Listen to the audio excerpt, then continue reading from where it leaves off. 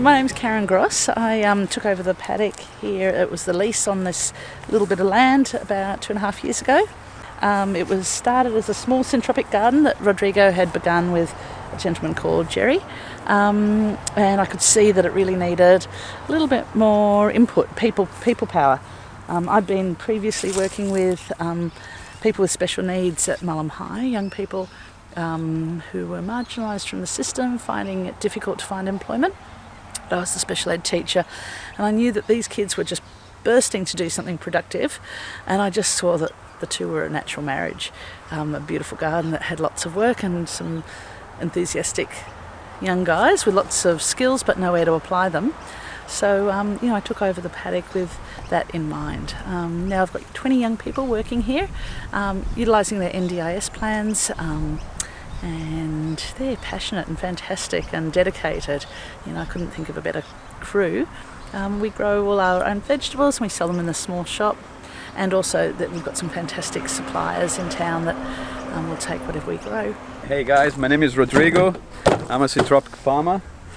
I'm the head gardener here at the Paddock Project. I've been working here for 5 years. The whole garden is 0.8 acres. So we run this as a market garden. So the main thing is the vegetables and flowers that we have here. But we also have fruit trees and timber trees that eventually we're going to start to harvest them and sell them here. But the focus is on the annual plants, market garden. In each season we have like 15, 18 different veggies and greens growing here.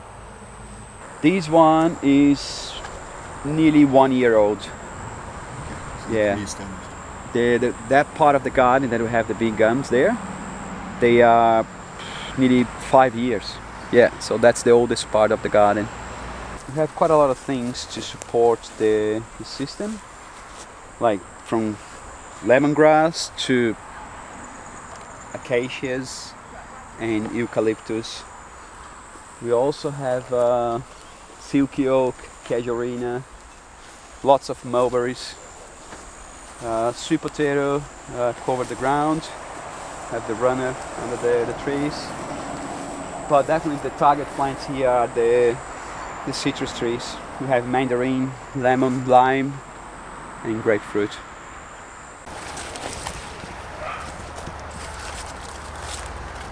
So here we have the oldest part of the garden, where we have the eucalyptus, bananas, pigeon pea. We had cassava and other things. We also grow lemon myrtle, cinnamon myrtle, Dave's plums. So we have a few functions for the eucalyptus here. We can have then to provide shade for the ones that like to be in shade. They also here to create the biomass so we can chop and drop and feed the soil. They also do a beautiful job to send like deep root, like the tap roots and the root system in the soil, like in deep clay soil, get nutrients from deep soil and exchange with the other plants around. Every time that we prune the eucalyptus back, the plants release the growth hormone in the soil, the gibberellic acid. So that's another important function for the eucalyptus. And as you can see, we have lettuce, cauliflower, broccoli, cabbage, have feeder plants growing under eucalyptus, which is amazing.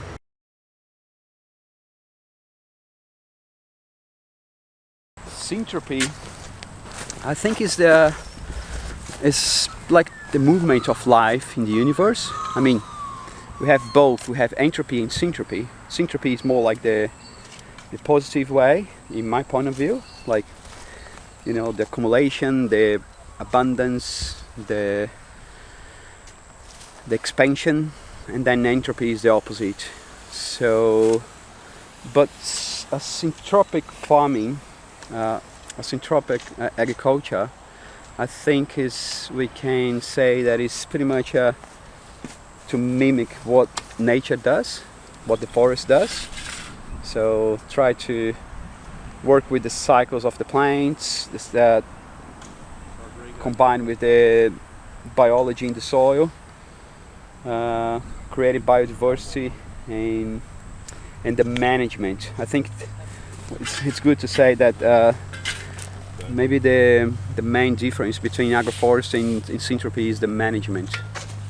We use the principles of the forest to grow food, and always in a way that we can regenerate the soil and build it up, the microlife, and make the nutrients available for the plants, and that's like, I think it's a good way that we can have like a better quality food, vegetables, fruits, and whatever, and maybe that's one of the biggest problems that we have in the society now, that we don't, large scale farmers, they don't use, they just look after the main nutrients like nitrogen, phosphorus and potassium, but we also have the trace elements that it's very important for our life, and this is a good way that we can have these nutrients available for the society in general. For me, I think Australia has a massive issue with the water, lack of water, and Syntropy, it's a beautiful way to plant water. That's like the way that we do, like plant the things very dense with lots of diversity. Also using quite a lot of mulch to cover the soil. We use way less water to irrigate the garden when we have irrigation. One of the jobs that we have for mulch is pretty much to hold the moisture in the soil, in the ground. So yeah, that could be a good solution for these issues.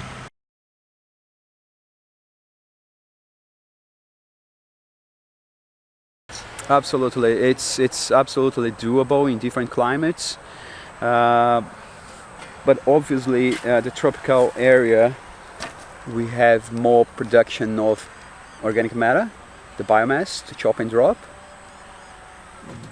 and different from the other climates. But it's just a matter to find the recipe to use the plants that are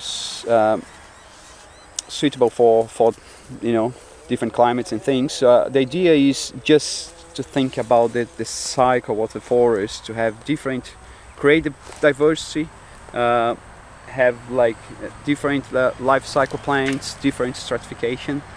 We have a few timber trees here, like eucalyptus, different varieties, like Eucalyptus saligna, microcorys. We have Eucalyptus grandis, also the Eucalyptus robusta. The Grevillea robusta, which is a silky oak, we also have in this system. But we have over here, we have the citrus, which this one is a mandarin. And citrus are also the target plants over here. We have a few support plants like this cranberry hibiscus, which is amazing. This is the acacia. It's a type of acacia native from this area that we use the foliage to make bouquets and things. It's a beautiful one. Cassava, the mother of the plants. And every 7 meters we have the citrus in the middle with like medium strata. Stay to be under the cassava, eucalyptus, acacia. We have a few bananas, but actually these one here, these guys, they are plantain, which is the banana, the green banana that we cook. We have a few other plants like this one here, which is a native bush, also to provide the foliage to put in flowers, bouquets and things. We can sell the flowers. We have lots of flowers that cut flowers that we grow here, like calendula, marigolds, zinnias, snapdragons and others. We've been using quite a lot of mulberries to provide organic matter to chop and drop. Eventually we're gonna harvest the berry, but the idea is just to provide the biomass here. We have a little bit of belladonna. That one is also the belladonna. Also to chop and drop, just to stimulate the plants. Lemongrass here in the middle. And this is the tallow wood, Eucalyptus microcoris. We have Hawaiian sweet potato, which is a beautiful ground cover. And then, yeah, another beautiful grevillea. This is just to provide the flower, but she's doing really well, way better than the eucalyptus. We have the Brazilian cherry guava, another beautiful fruit that we can sell here in the shop. Another acacia native from this area, just to use the foliage for to make bouquets and things. And what else? Citrus tree here, Eucalyptus grandis. This is a massive eucalyptus. We also have brush box, beautiful timber. And another Brazilian cherry guava. This is a native bush. It's a small shrub actually, with beautiful foliage. Also to use with the flowers. And then what else? Pretty much the same things, you know, the same diversity, lemongrass, citrus, cassava.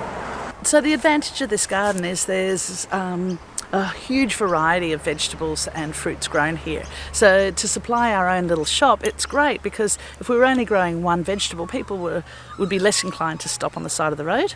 We've got our little roadside stall that houses everything. We try, that's the other advantage of Syntropics, that we've got a continual year supply of vegetables, so we really try not to have a break between seasons. It's hard not to have that little lull. But whatever we have in excess, we pickle. Because I've got such a great and large workforce, we're able to make pickles and jams and process our food in our commercial kitchen, and we again sell that through the shop. We also buy in a little bit of food, but not much. We get some honey and what else? Black sapotes, special things. I call them my granny growers. Come and drop off a bit of fruit, whatever they've got in their backyard, and I'll do an exchange or give them a bit of money. It works both ways, so it's lovely. Just to keep our shop beautiful and full of variety. It's just been an absolute pleasure the last 2 years to work here and see the project grow, but totally indebted to Rodrigo and his incredible skills to guide us all. Somebody when I started said, oh well, what's the difference between that and a community garden? Well, I think here we've got very clear direction. We know what we've got a plan, and I think that was a really important part of the project, to have the Syntropic garden and keep that going. Thanks.